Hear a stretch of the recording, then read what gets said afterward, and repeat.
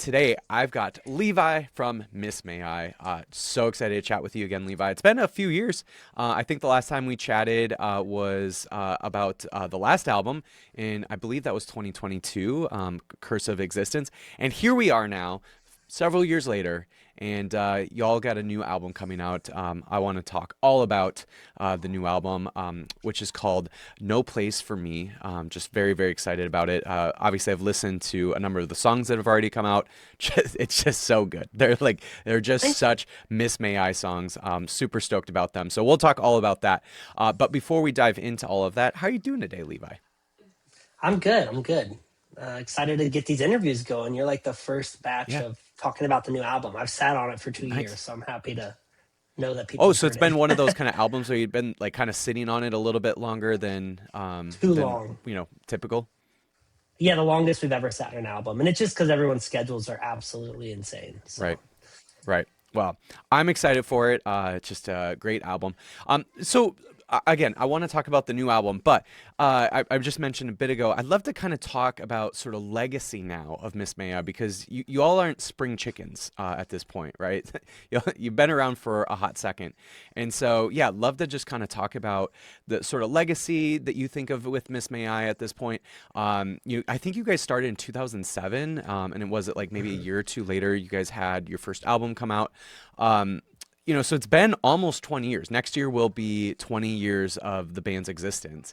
And so, yeah, again, you guys haven't, you haven't been spring chickens. And so would love to just kind of talk about, just the legacy when you think back to the band. So, I'd love to hear just kind of like when you all first started, and I know you guys were all really young when you first started. I would love to hear just kind of like what were the hopes, dreams, what did you think of the band when you first started? Like what were the hopes and dreams and all of the aspirations for the band?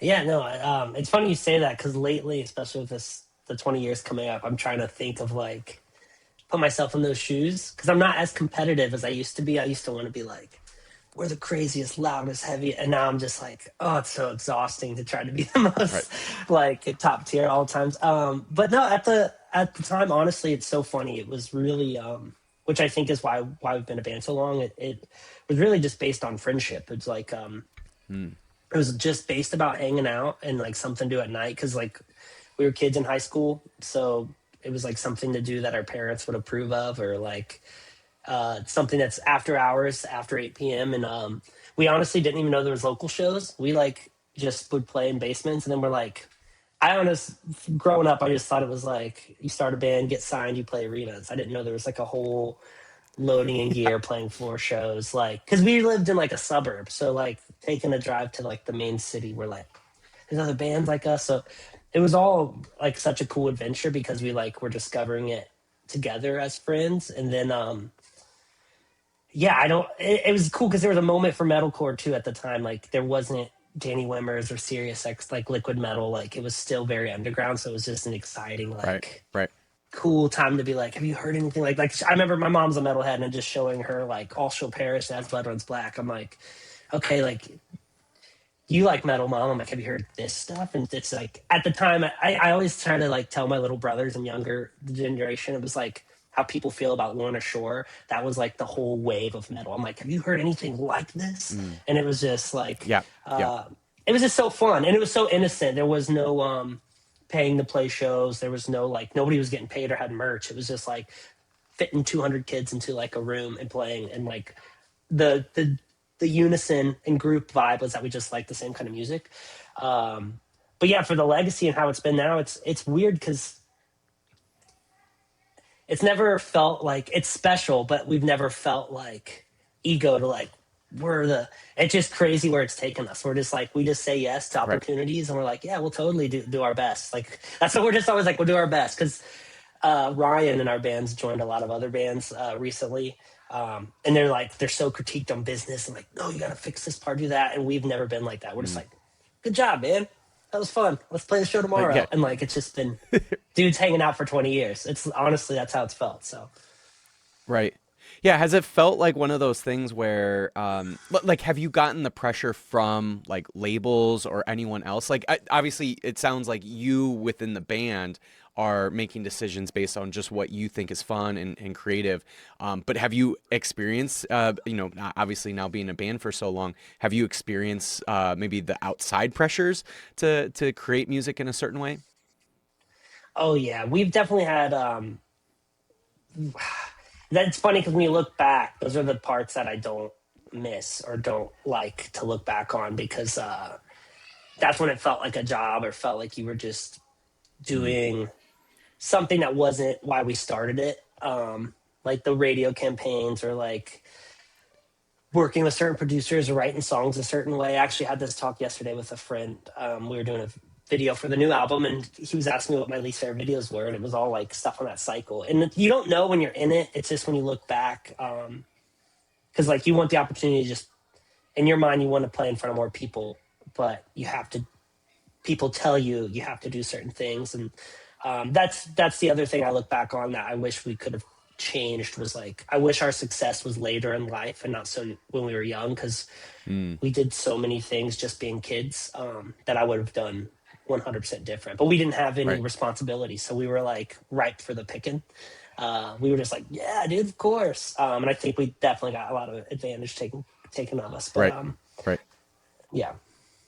Yeah, it's so fun to watch, like, maybe even like similar bands or bands kind of in the same scene as you guys that have made creative decisions that on paper you would think like this is like not going to like create more fans or a larger audience.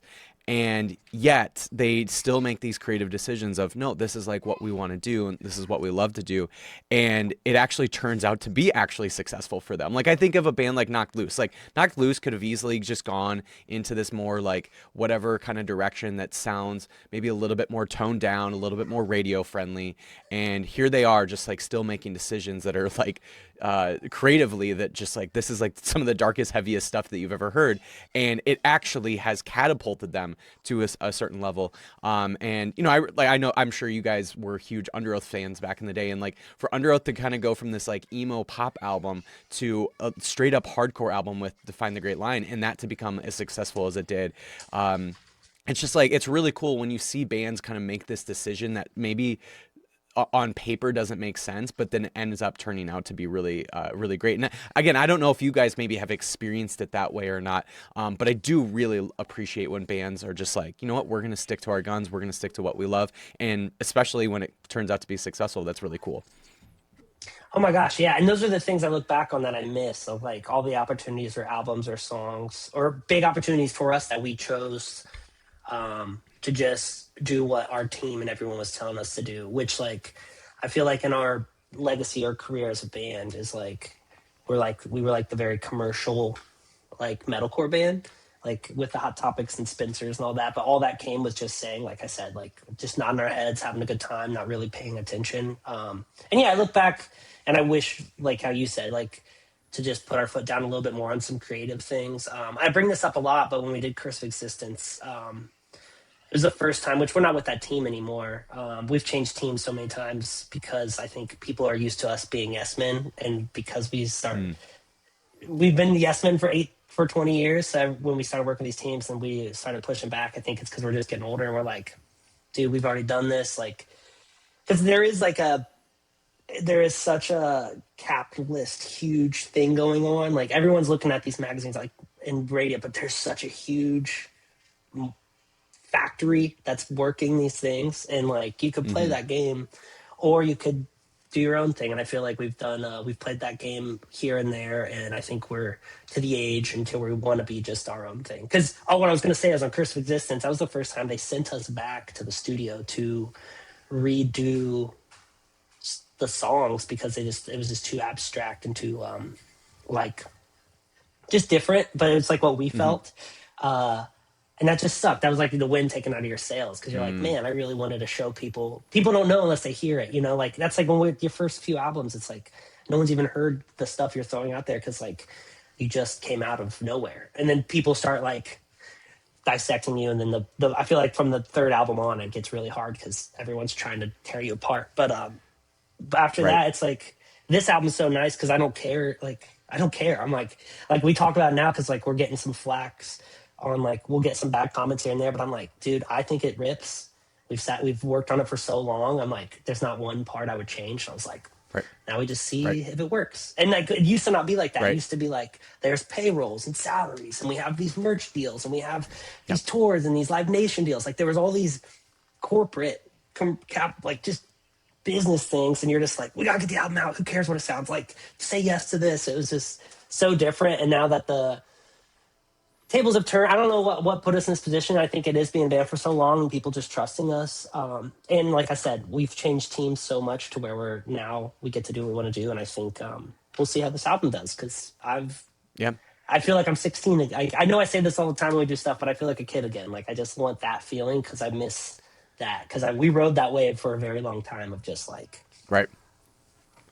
yeah. So You made mention of throughout your guys' career having occasionally had to make some changes to some songs that you maybe look back and kind of regret a little bit. I'm curious, like, how you relate to those songs now. I think back, like obviously you can't change the studio recording of it and what's what was released on the album, but like even like when you guys maybe play those songs live, like do you change it up to like how you guys actually wanted it to be? Like I'm just curious, like how do you relate to those songs that got changed in a way that you didn't want to be changed? So yeah, we change them live, or I feel bad. This is like me coming clean to just our fans. Like I feel bad. Like a lot of songs people really like, we just cut live, because it's like Mm, they have that sour taste to us, because we don't not love the mm, song, but it's like we did it because people told us to do some things. Then this, like I said, it all goes to the age stuff. Like I wish I could have been like in my late 20s and had like real life experiences instead of being like 16 with that. You know what I mean? And like right, just right. figuring it out. But yeah, like we have songs that, I don't know, there's like chorus where it ends in like it ends in notes that we wouldn't have done, or like they took out this part or added a part, the producer, because it was like that would be a great pick call, which like they'll work, but I'm like that doesn't have anything to do with the song, or like we're just saying it just because, or like we don't like ending on that or that note singing in the studio sounds good, but live never sounds good. And it's like they don't care though, because they're just like, yeah, but this is what people want. I'm like, it is what, like, we all know when we're in the studio what people want. And it's like, you just have to sort of try to not think about that. And obviously everyone else around us is on the other side of that conversation. Say like, this is what people want. And you're Hmm. like, oh, I know, but let me be creative. So Right. yeah. And like I said, we had to burn bridges and piss a lot of people off to get where we are now, but we are here now. And, like, and I'm saying I don't care as in like I don't care what those people think. I care a lot about the band. I'm trying to put it in good context, Right. but I just don't care about the Right. outside sounds anymore. So Right. we've already done It it. is Like if anybody wants interesting. to talk smack, I'm like, please talk all the smack. I'm like, we've done everything I've wanted to do. Yeah. Yeah. So It just like bounces off of you at this point, I'm sure. hmm I'm curious for you guys, like how you think about this, but like it seems as if a lot of bands have a similar trajectory as what you're describing here, where in the very early days when when you all were really young and starting out the band, you're sort of forced in a DIY kind of situation. The project is just inherently going to be DIY because you're so young yeah, and all of that. And then when like success early on starts to come, that's when the corporate overlords sort of start making decisions or want to make decisions, and you get kind of sucked into that for a little bit. And it sounds like maybe it's for some time that was the case. But then it's like if you stick around long enough, then you kind of go back. You sort of have this like return to the Garden of Eden kind of thing where you go back to now voluntarily being more DIY. And I just hear so many other bands have that kind of similar trajectory where you start out DIY, you kind of go into this corporate mess, you realize how kind of cruddy that is, and then you go back to this DIY kind of state. So I'm just curious, like if you have thoughts on that, but it does seem to be like a common trajectory for a lot of bands. oh my gosh, it's so common that it's like a scary cliche. Like there were so many older bands telling us not to do all the decisions we exactly say yes to, and then there's like all these older bands that this is like a decade back, but I remember them coming out of the corporate and going back to DIY, and I'm like, I'm reminiscing because I'm like, oh yeah, that's sort of what we're doing. It's crazy how common the cycles repeat. And I don't know why it is like that. It's like people don't wise up, but there are the bands like you said, like the Knock Looses, the like I could put them in there of like the Turnstiles and even the Bad Omens, to where they like really just put their feet down to be like, no, this is what we want to do. The plot news, like, just do what you want to do for Mm, so long. I honestly think Cane Hill's about to have a moment, and they've done their own thing for the longest time. And now I just 156 Silence, like all these bands I've been watching from the sidelines. I'm like, it's really cool to do their own thing, and then you see it like soak up because they don't follow along. Which is yeah. like, that is the goal. It's just yeah, it goes to teams and your decisions, and then like placement, because like you can only do so much. I will say, not to like, I'm not trying to like give us benefit of the doubt or like things would be different, but being like being the age we were in when things were coming up, it was so hard not to say yes to things, because it was like the first time like a screamo band has been on like a radio fest, or the first time on XM. So it's like everyone was saying yes, because you're like, we're not even supposed to be here. We're like, if you say no, like they never, Right. like they never not, because now like the Knock Looses and like the Lorna's or Static Dresses, it's like there's this whole 2 stages at those radio fests dedicated for this type of music now. But yeah, like, and there's like a station on the XM, or there's like, now there's like dedicated stuff, but like we were on like the walking. I always just look back, I'm like, we were on the walking of glass of like, we were with the rubbing shoulders with friends that were like getting accepted to that for the first time. Like I remember playing the first Hmm. Sonic Temple, the first Louder of Life, the first Aftershock, and there was no heavy bands, and it was just like, Right. they're gonna try us out and put us on at like 4 o'clock over here with like Suicide Silence. We'll see what happens. And then it's like, yeah. So a lot of the decisions come from that. It was just like the time of where we were, but then also the cool thing is, sorry, I'm like ranting, but the cool thing is now with the legacy like stuff is we were commercial, and like to us, like to other people like Cheeseball and whatnot, because we were commercial, but like the respect and stuff now, all these years later, has been so nice, because like I think people understood like what all the bands in that era had to do to like Yeah. get this recognition. And it's just like, oh, you guys like did that and like ate shit to do this. Like, yeah, we ate a lot of shit to, now we have beatbox stage on Warped Tour. And it's like, yeah, we like Right. got our Right. asses beat for a long time to get this Right. far.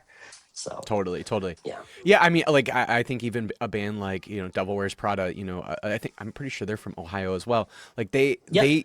it's like so weird to like think about like what they sounded like back in like 2007, 2008, 2009, and like some of the things that they were doing. And I think the way that they've matured as a band, as a sound, just even like their decisions as a band. All of that it feels very similar to what you guys have done as well. Where, yeah, like I think there was this like, you could maybe sort of stereotype the music, the scene at that time, where, yeah, we kind of look back and it's like, okay, that was a little silly or maybe a little dated or whatnot. But the way that all of you as band members, as musicians have matured, it's just like, it's like astounding. Like, it's just really cool to watch. And so, yeah, I just love kind of seeing that maturation over all of these years. Yeah, I think one of my favorite things to watch from the outside is like you see the bands disappear here and there, but I think it's cool the bands through the era of like everyone has their moments. Like every band and every, no matter when it is, has their like moments. But like to still have fun and like play after the moment, I think is like shows the real bands of like, oh, they're just they just love being musicians, writing music and like playing. And like that's how I feel when I see like Silverstein or like Prada. I'm like, these guys, there could be 200 people or 2,000 people, and they're the same guys that were 16 starting the band and just Right. want to jam. And it's like Right. that's why we started our band. And it's just like we still play those random shit shows, and you're like, how after all these 20 years, but we just still get on stage, and it's just like, and I've seen Prada play those shit shows now, like in 2026 after being this like legacy, and it just doesn't matter because they just really want to play. And I think that, and that though that's not every band. Like I think people can really see through that, and those are the bands I do appreciate though that just want to Right. play Right. because they love playing. Right. Sort of along those lines, like obviously when you guys got first started in the mid 2000s, there was this surgence of the quote unquote kind of metalcore bands. Obviously Warped Tour was in its heyday, and there were so many bands that were kind of popping off that were kind of in that scene. And I would say, I mean, I'm curious, like maybe your thoughts on this, but it seemed like starting in like the 2000, maybe mid 2010s, especially once streaming became more and more popular, it seemed like that scene really was starting to die down. Like bands were starting to go on hiatus or to quit, or whatever might happen to some of those bands. But then now it seems like there's this resurgence, especially in like hardcore metal kind of music. Obviously, again, we've already mentioned like Knocked Loose. You could, yeah, like you mentioned, like you could throw in like Turnstile in that, and there's Lorna Shore, and Motionless in White, and there's all of these massive metal bands, and then there's like these legacy bands like Miss May I that have kind of like weathered that storm. And I'm just curious, like your thoughts on all of that, of this sort of like what you maybe could describe as a resurgence. Like, do you experience it as that, as somebody who's in that music world? Yeah, I'm just curious, like your general thoughts on this kind of like maybe quote unquote resurgence of metal.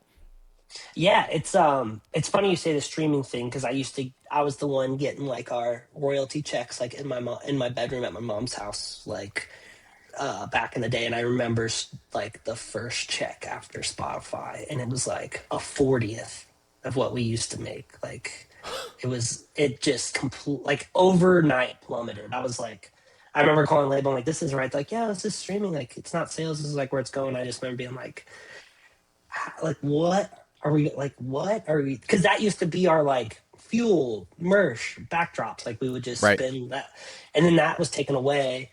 So yeah, I remember, and I feel like everyone's could see that blow. But I think right now it's I do think a lot of it's like the post pandemic excitement for live shows, but I also think there's just a really cool thing, which is weird to say this because like we're all similar ages and like nobody wants to feel old, but like it's really cool with like this younger, it's like classic. There's these newer bands coming out, which is great, but it's like the ones that did stick through are like the legendary, like legacy ones, and it's cool to see those tickets because like even 20 years ago, everyone knew like these festival headliners at some point are going to have to pass the torch. Like who knows when, but like at some point, Disturbed's going to have to pass the torch to Bad Omens or to Falling Verse, Emotionless to headline. Like it can't because it's nothing. It's Disturbed. It just you can't do it forever. But who knows when? And then now that's like happening, and it's crazy because it's all these bands that are 20 years, 15 years. And to me, it reminds me of like the Kill Switches and like the All That Remains when I was a kid.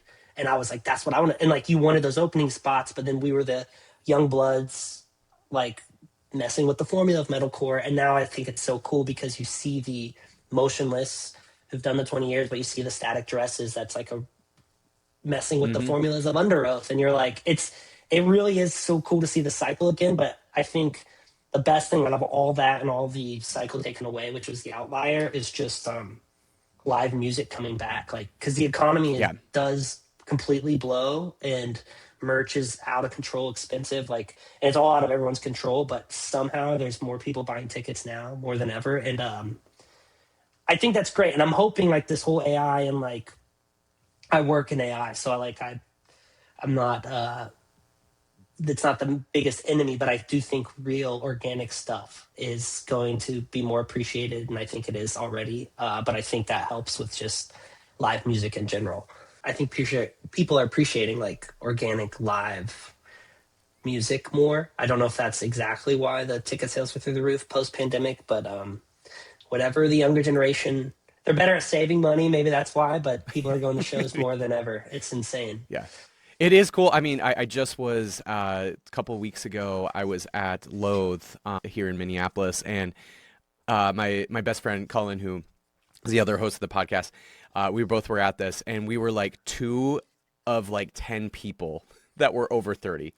Like it was just like it's literally everybody else was under 30, like college age, maybe I just post know. college age. It was crazy how like young the audience was. And so it's just like, so to me it like gave me like this inspiration of like, oh yeah, this music's not done. Like as soon as you thought maybe this music was like done and we're kind of past that point in our sort of journey in music, nope, like there's going to be another batch of bands that are going to be just as talented, they're going to be just amazing, and it's going to bring in a whole new generation of fans. Yeah, and I love that they mix it up. Like, dude, I remember I have to find the flyer, but there was like two shows that we played with Lowe's when they were like children in like coffee shops in the UK. There was like probably 30 people there. But like, and they were just doing the same exact thing they're doing now, and it's just so cool because like just to see like sticking with it and just soaking it in and like believing what you're doing. Like Yeah. they still the baritone guitar, still look the same, still, and we were playing a coffee shop, and everyone's like, "What is this like noise these guys are doing?" And you're just like, just they're on to something. It's just so Yeah, cool. yeah, yeah, absolutely. So, well, speaking of onto something, let's talk about the new album. So, yeah, new album coming out soon. Yeah, love to hear like maybe because you guys, I think the eighth album, right? Eighth album, Yeah. 19 years of doing this. What were like maybe some like sounds or something that you were just trying maybe to do a little bit different or unique in this album that maybe you haven't explored before in previous albums? So going into it, I feel like the more albums you get under your belt, the more you're like, I don't know how many of these I have left in me. So that's always exciting because you're like, I'm gonna freaking full send it because like, who knows if we're gonna come back and do it again or if we're gonna be tapped out. So that's always exciting. But this one was fun. It's the first time we ever had a new lineup, which was just weird because like it wasn't like our biggest thing was to keep the five guys, and we sort of had a thing of like if everyone left, like we wouldn't want to do this, but they were sort of tapped out, and Elijah, the new guy, we like sort of he was sort of like our mistress because he was filling in for Justin and BJ, and we were like, this is really nice, like we know Mm, they're not into it and this guy's into it, so it's nice to have like everybody in their head in the game. But going in the studio, the fun thing with him was now we're a four piece, it's completely new writing, so like uh yeah, it was. We got into the studio and it was funny because Justin and Jared and I, or sorry, Ryan and Jared and I have been there since like demo days, like when we were kids. mm, We're like, shit, songs start with Justin and PJ. We're like, we don't have anything. So that was like the first big curveball because we're like, they're gone now. So like Ryan started writing more. Elijah was writing, which was like just fresh and different, and like he was like, what do you guys do usually? So that was cool to like sort of put our playbook out. And then the really fun thing was, since we're down a guy on rhythm, we've always wanted to lean into soundscapes, but we've also, mm. Jared and Ryan are very purists, which I give them credit because they're musicians. I'm like the when we get to our guilty pleasures, I'm like the pop commercial guy. Like I'm like, dude, let's do fucking an IMAX, like crazy sounds. And they're just like, no, we have to really play it, which I get. But now that we're down four guys, we're like, oh, rhythm guitar. Let's like, since we don't have that guy, instead of back like tracking it or playing like doing a ghost one, let's just like slam on some rhythm soundscape. So like, there's a lot of just sound in this album, which I really love because it Mm, was just hmm. refreshing after writing so many songs and being a band for so long. To be able to like add an instrument was like, oh, this is so nice. And it's something we've held back on for so long. So to finally be like, because Nick, Right. the guy who produced this album, has actually been with us since our first album. He was like Joey Sturgis's young Padawan for a couple out. So he was like engineering, like he's always been around. He's like the constant through all albums, and this is the first album he got to fully produce. So it was fun to be like, remember that one time we were talking about like crazy chords, like let's do it now. Like remember that time 8 years ago we almost did this thing? Let's do it now. So we got to bring all these things that got X-nayed back in the day. And that was just so refreshing. And just like I said, bringing Elijah and his excitement of like being a part of Miss May for the first time. And we did it all ourselves at Elijah's studio and like everyone flew out and came. There was just, yeah, that was like the excitement and what was really different with this album as opposed to other ones. Right, right. The other thing I noticed right away, I wouldn't say this is like makes the album unique in comparison to your guys' other albums, but the thing that I noticed right away is it doesn't sound overly produced. Like it sounds like it was produced in like I would say, I Okay. don't know, like No, I 2010 or love that. something, which Yeah. I like appreciate. Like I really think, especially when it comes to like metalcore production, I really think that like Matt Goldman 2000 like mid 2000s to 2010s like, and not even just Matt Goldman, but like all of the production that was kind of Yeah. coming out at that time just sounds like it's like this perfect balance of sounding really good and polished, but also still sounding like real instruments and all of that. And so I think you guys just like nailed that balance really perfectly. Appreciate that. And so yeah, like when I first heard the first number of songs, like to me the production just stood out to me as like, oh, this is what I remember it sounding like. That I feel like was kind of the like kind of perfect moment of production when it came to metalcore. Oh, thanks. Yeah, that's the I can't take all like the credit for that because that's the purist guys in the band and like them like being super nerdy about that. But the other thing is like, and I don't know if you get this, but like, this isn't any shade to any of our peers, but a lot of our Right. peers and a lot of just like the wave of our music. Like if you go to all new metal tracks, I'd listen to that playlist. I try to skim it all the time just so I can see what's going on. The production is so, which people can do it live now, which like there's no reason to hold back on production, but that's just not the kind of band, like that's not why we started our band, like or what we want to sound like. So it's like it always has been really hard because you go to that playlist that's got like 2 million subscribers and it's like this is what metal sounds like today, and you listen Right. to like the first 30 tracks and you're just like, oh, like not that it's all great, but like you said, it's just so like, and when you want to do the opposite it's terrifying. But it goes back to how we started the interview. We're just like, this is what we want to release, so like Mm-hmm. it's been the least stressful. There's like some guys like in our group chat will send like, look at this shitty review or this shitty comment, and like some guys will start doomsaying and being like, we messed up. And then it's at the end of the day, it's so nice to be like, dude, like we love this. We didn't rush anything. Like let it simmer, let it simmer. Right. Right. And Trust honestly, the I think like process. and like the rawness of that kind of production quality, like yeah, there are going to be kind of these imperfections that come through because of it, and I think that only adds to the art of it. Like I think it actually adds rather than detracts from the art of it. Yeah, and I think it'll find our listeners because, like, I think, like you said, there's all those younger kids. Like, I think there are younger like generation kids that appreciate that. Like, and which I hope they find this album and it sounds a little different than everything else coming out because Right. that's the stuff we like. Like, I can tell when I'm not a music guy, but I could tell when someone retubes and I like appreciate that they like put the guitar through an actual amp. I'm like, oh, it's like a little bit warmer on this album. This is nice. Yeah. Yeah, I just think the balance of what you were describing with those soundscapes with that kind of production quality just like really creates a little bit more of a uniqueness of this album, certainly in comparison to the rest of your discography, but even among just the general metal landscape right now. It just has this like it's that perfect balance of like the beautiful like luscious soundscapes, but then also just like that that like great balance of production but like still rawness in the production quality. It's just like it just strikes the right chord for me.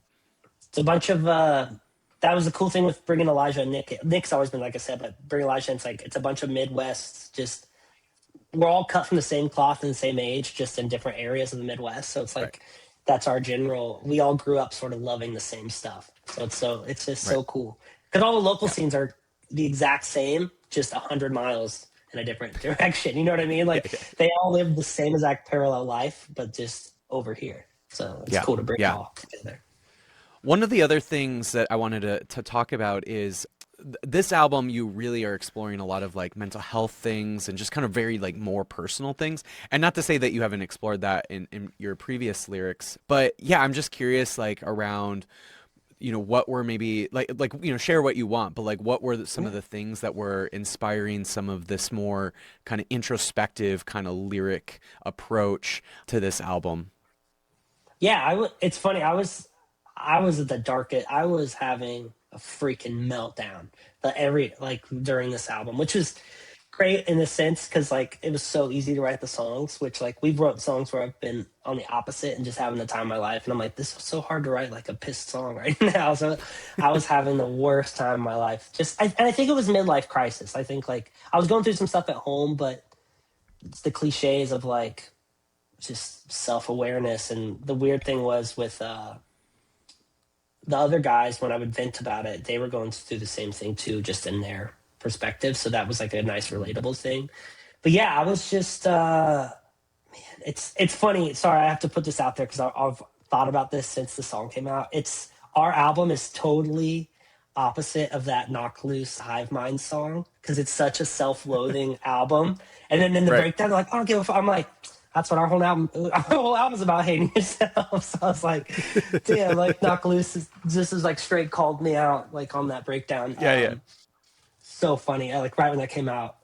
But yeah, it's like it's a lot of self-loathing and just like realize because I think that's something Ryan and I are really close. Well, we're all close, but him and I do all the lyrics and we're very vocal and talk a lot and we're like the emo ones in the band. And yeah, I think I was going through like just losing big relationships at home and like possibly losing a bunch of stuff, but like the self-reflection of why it was happening was Mm, really hard because I had to go to the studio. So like studios on the books, like, hey, you're going this time. And like I think 3 days before the first studio session, shit like started hitting the fans at home. And I lost a big friend. Long story short, I was just losing like a family friend from like betrayal, but it like bled into like my relationship with my wife, my relationship with friends. Like it was just destroying a bunch of stuff. And then then I had to leave, which is already hard because I have kids and like a family at home. So it's like that was all happening. And then we went in the studio. So like the first song was Bury Me Down that we wrote, which was like easy to puke out. And then we just did one song and then went back 6 months later, did like five more songs, went back 6 months later, finished the rest of the album. And like I could sort of feel the progress of like me going through it through the album. But all of it was just, yeah, that's a feeling Ryan and I can't shake. And I don't know if it's because of the band or what, but like our self loathing, which internal hate is depression. So it's like, like that's really what it is. I think it's a lot of it comes with like, we just feel a lot of weight on our shoulders. Like it's crazy about this interview talking about legacy. It's just like, we don't want to let people down. So it's like when the band mm, doesn't do good or like stuff doesn't do good, it's like, so many people love this band, have this band's tattoo. Like, it's like they're everything. It's like there's people that we employ. Like, there's just so much weight around the band, and we just like when stuff doesn't go our way, we personally feel like we're letting it down.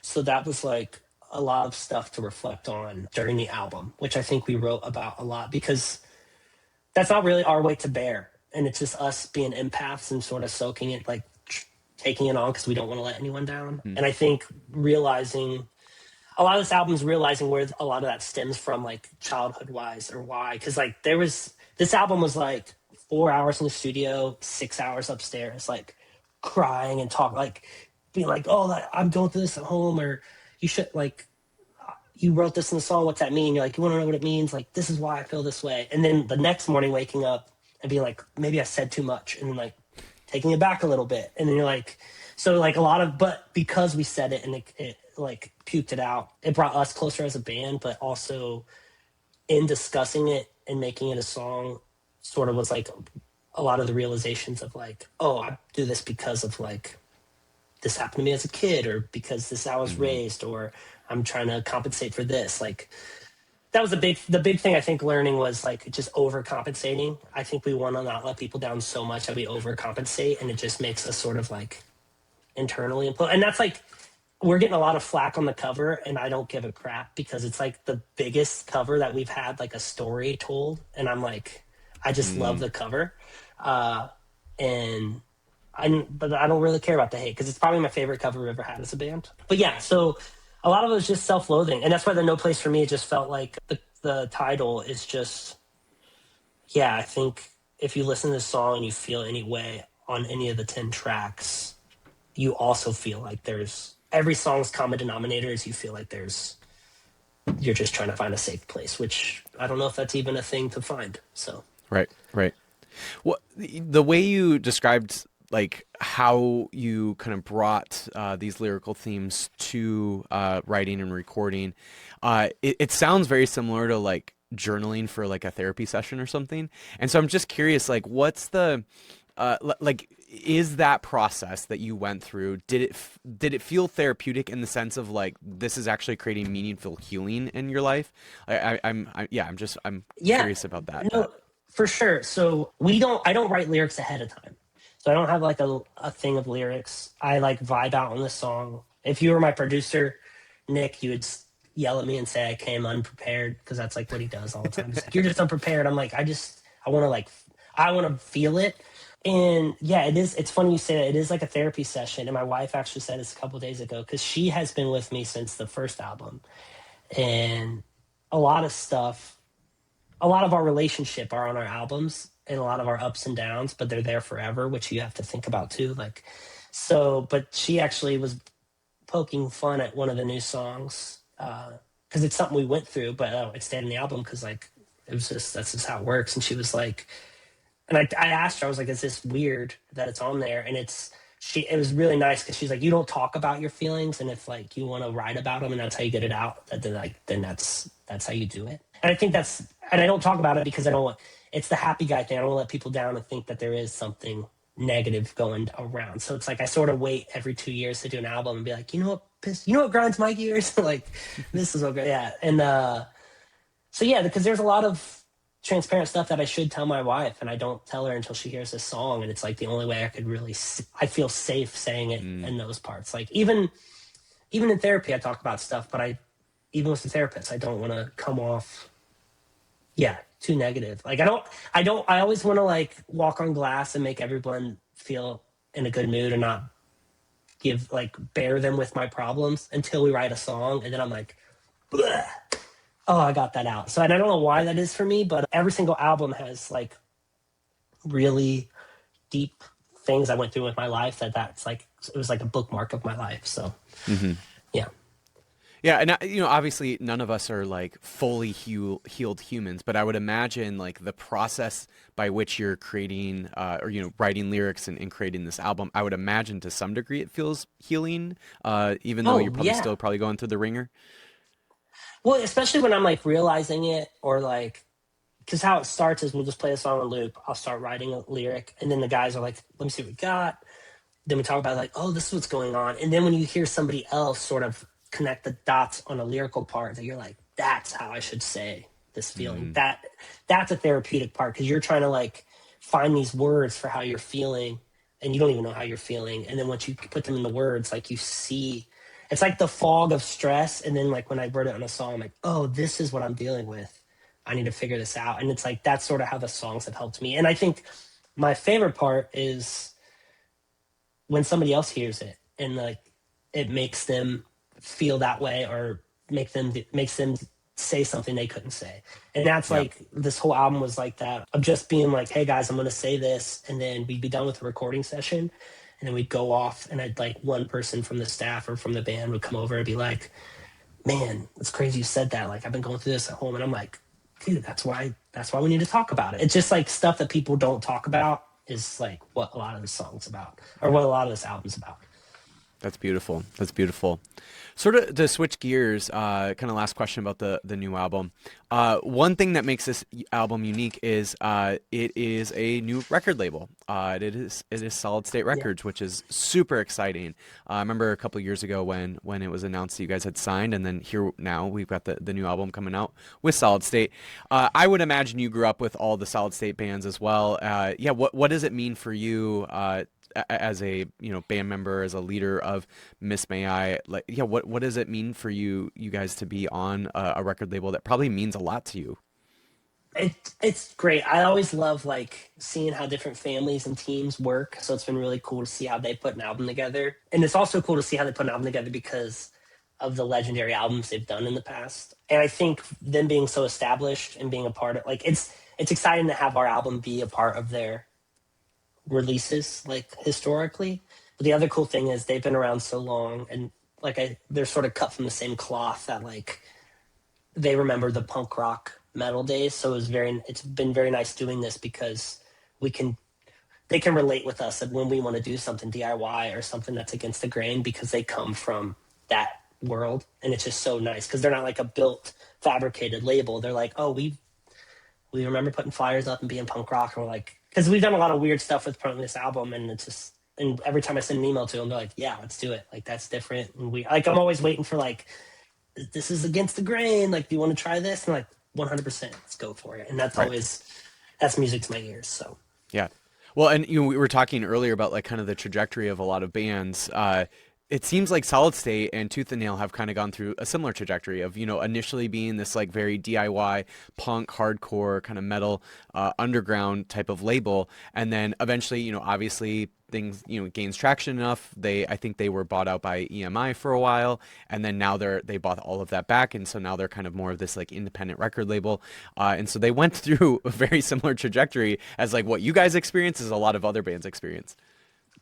Yeah, and I think it like bringing it back in too. It's like things get so repetitive and automated and just so predictable. It's nice to like know when you have to pivot and make like ruffle the feathers. And I feel like that has been like Solid State and Miss May I's relationship the whole time. Is like, hey, we know what works. Like, what can we do to like spice it up? And so we've all just been thinking so much outside the box. And yeah, while we were talking, there was a little release or a little teaser that went up for like a DIY last minute thing we filmed this week of just like, screw it, let's do this. So we haven't done that in a decade, so it feels nice. Yeah.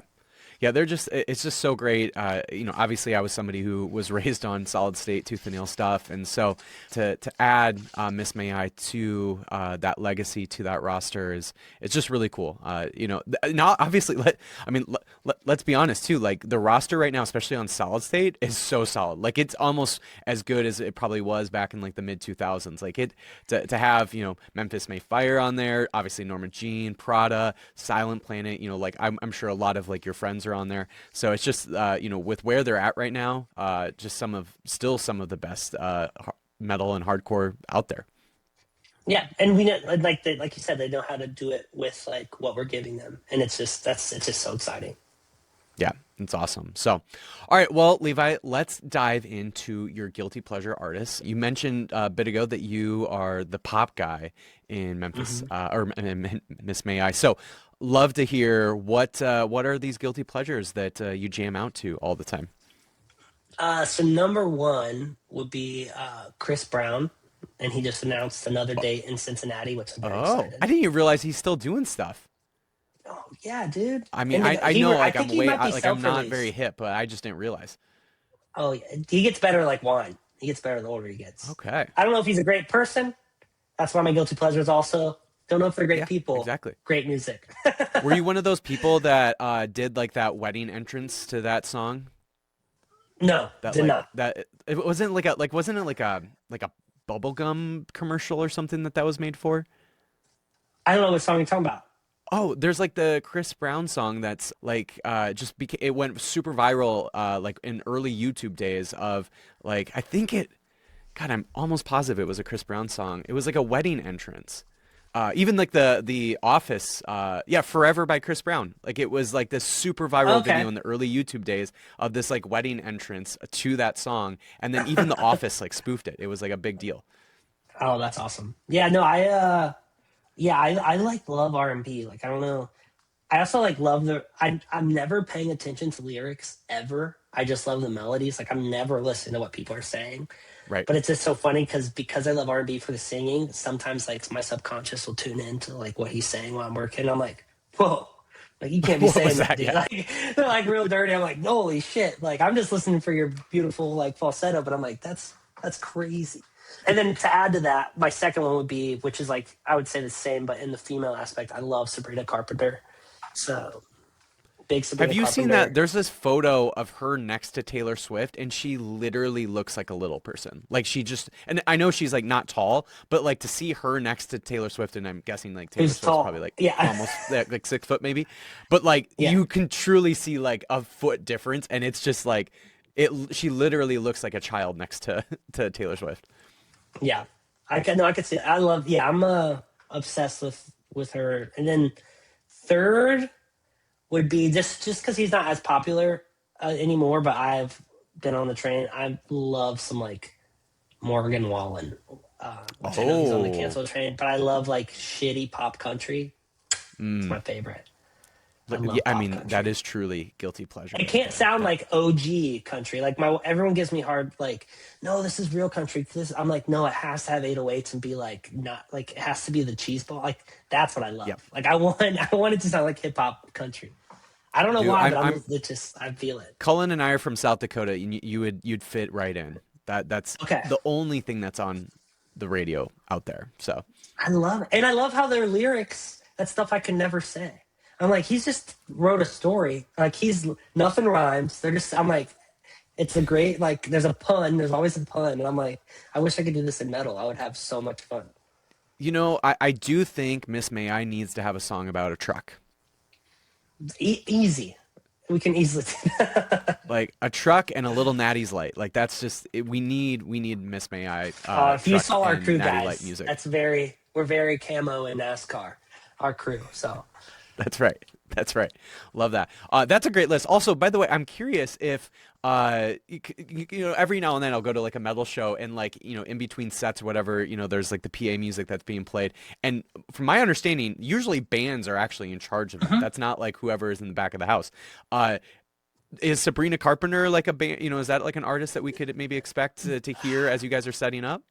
the guys would never go for it. I'm definitely What? completely opposite than the guys, yeah. But cool note on that, the last You're headliner the we lead just did. singer. You get to like choose that kind of. I feel like you should be able to choose that kind of stuff. You're telling me, dude. But I will say the last tour we just did in Europe, Great American Ghost opened with a espresso sample. That's So it was so great. great. Yeah. So every I, night I got to hear Sabrina as their intro. That's so great. I a couple years ago saw Callous Cowboys, and they like right before they got on stage, they had the "Every Time We Touch" song, and they're just coming out like dancing, and then they go into their first song, and it's just like the dichotomy of like "Every Time We Touch" and then whatever craziness that Callous Cowboys are about to do. It was just amazing. It was like so Yeah. cool, and I'm like, you know what? I love when metal people embrace like some of their pop sensibilities. Yeah. Because that's I don't. You'd be surprised how many crossover like scary metal guys love pop Oh yeah, music. like we're a bunch of softies at the end of the day. No one's listening to. I feel like two metal guys in bands, like no one's jamming like in their headphones, heavy music because you listen to it all day. They're Right. like Yeah. listening to the At softest some pop. point, you Yeah, need something else. yeah. Yeah, you need some Sabrina Carpenter at some point. So lovely. Well, what do you want to plug, Levi? So obviously, new albums coming out soon. I would imagine shows are coming up. Yeah, what do you want to plug? Yeah, we have a headliner coming up, the Perpetual Iron Tour in November and December with Board of Osiris, which is very cool. We've never toured with those guys, which is crazy. We like grew up the same. We've like right down the road, and we've played festivals and one-offs, but never done a tour with them. Somehow it's finally happening, and they're playing Discovery front to back. It's 20 years of Nice. Discovery, so which is really cool, or 15 years Discovery. Yes, and Convictions and Downswing are on that tour. Just so excited to get a headliner out on this new stuff. But yeah, November and December, check that out.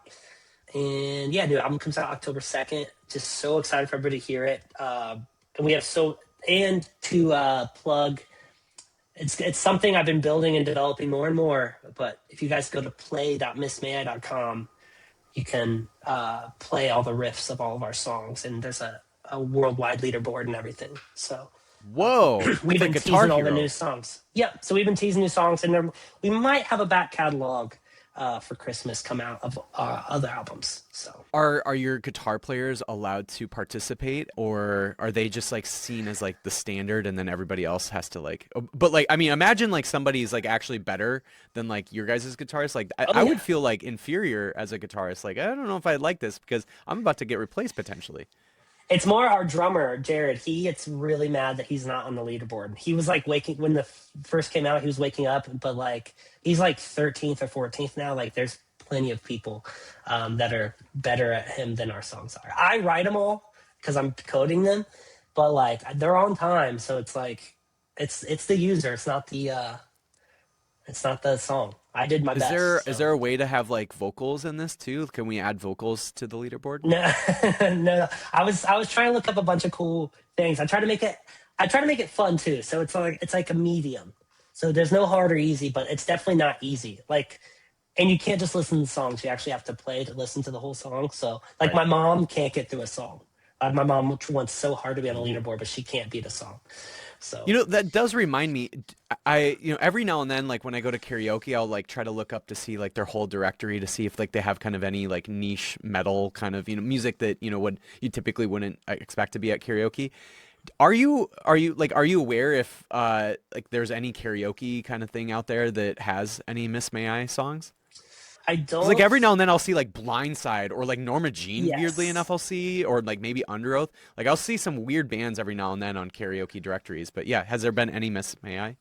No, I've never seen to this day yet. No Miss May I do see us on even the oldest, rustiest, dustiest touch tunes. We're on there. Nice. Like the biggest dive bar. I don't know how, but we're usually on the touch tune. So that's about it. Are you one of those people that will like, put your like what is it, like 25 cents or whatever to No, have it played and be like, no, but yeah, my that's my daughters band. do. My daughters do, and they think it's so Oh. fun. But they don't do it as like to me. It makes me turn to dust because I don't like the attention. I'm like Right, right. to them they're like, yes, this is my god. I'm like, guys, okay, cool, but I'm like, you played it 3 times in a row. I'm like, you gotta. I don't think this restaurant wants to hear Miss May I 3 times in a row. It sounds like your daughters think of you as like you're like the cool dad. Like they seem like, because They love I this would have stuff. definitely Yeah. been embarrassed by my dad, but like it sounds like they're pretty unembarrassed. Like they think you're actually pretty legit. Oh, they go. It's yeah. They're my especially my oldest because she's been on tour a few times. Yeah, she loves it. It's funny because anytime we meet someone new or someone younger, because she knows that I like she's old enough and wise enough to understand that I appreciate when the younger demographic likes our band. So when she meets like teenagers, she's like, "Do you think he knows your band?" She's like, "I could tell him about your band." I'm like, "Don't let's not." But anytime a teenager comes up and they're like, "Hey, can I get a picture?" I'm like, "We got him."